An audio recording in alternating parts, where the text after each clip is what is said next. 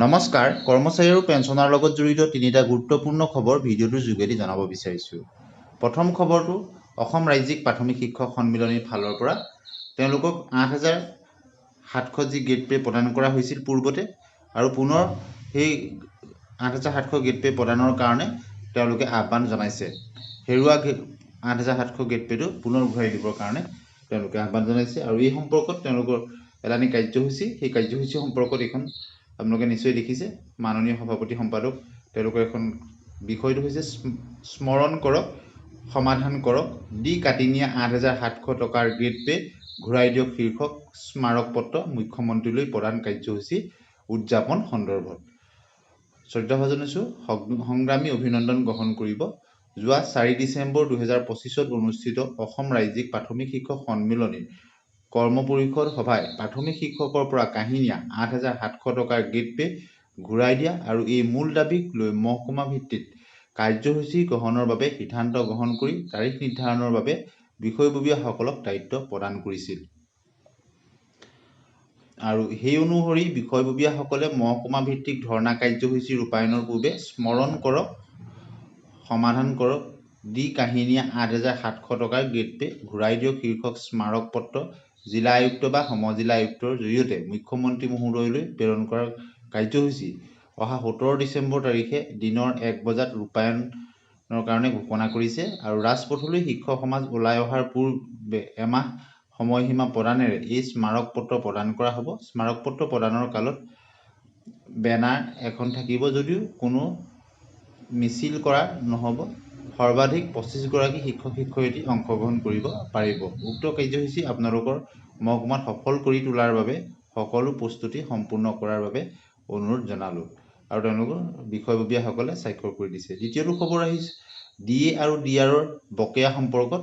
আপোনালোকে জানে 58% যি DA আৰু DR প্ৰদান কৰা হৈছিল, অসম চৰকাৰেও বৰ্তমান প্ৰদান কৰিছে। তাৰ যি বকেয়া বা এৰিয়াৰসমূহ কেতিয়া প্ৰদান কৰা হ'ব আপোনালোকে নিশ্চয় দেখিছে। দি এৰিয়াৰ of DA DR within the effect from 1/7/2025 অৰ্থাৎ 1/7/2025 পৰা 30/9/2025 যিখিনি এৰিয়া প্ৰদান কৰিব, অসম চৰকাৰে সেইখিনি তিনিটা সমান ইনষ্টলমেণ্টত প্ৰদান কৰিব।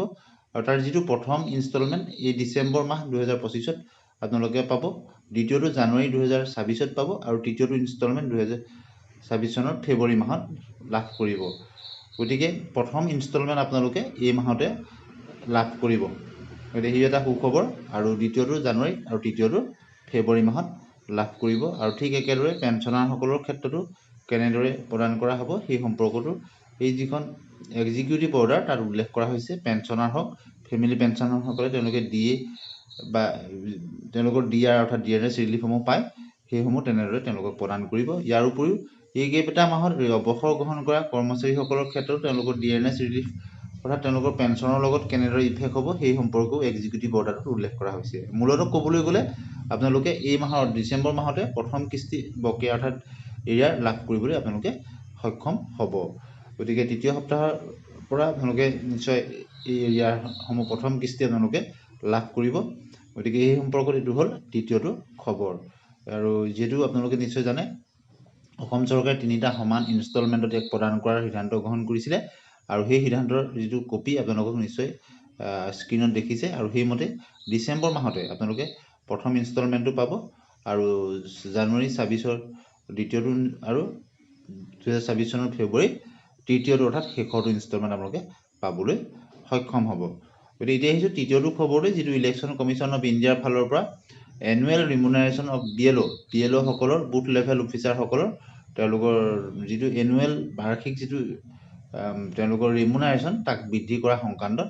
আৰু 24/7/2025 এটি নিৰ্দেশনা প্ৰদান কৰা হৈছিলে। ছাবজেক্টটো আপোনালোকে দেখিছে, ৰিমুনাৰেশ্যন ফৰ BLOs এণ্ড ছুপাৰভাইজৰৰ কাৰণে, অৰ্থাৎ BLO আৰু ছুপাৰভাইজৰসকলৰ ৰিমুনাৰেশ্যন সম্পৰ্কত। ইয়াত লিখিছে, sir madam, in supersession of the commission's letter নাম্বাৰটো দিছে dated 8/7/2025, the commission has directed that the following minimum annual remuneration should be granted to BLOs and BLO supervisors। অৰ্থাৎ এই নটিফিকেশ্যন মতে বৰ্ধিত হাৰত প্ৰদান কৰা হ'ব।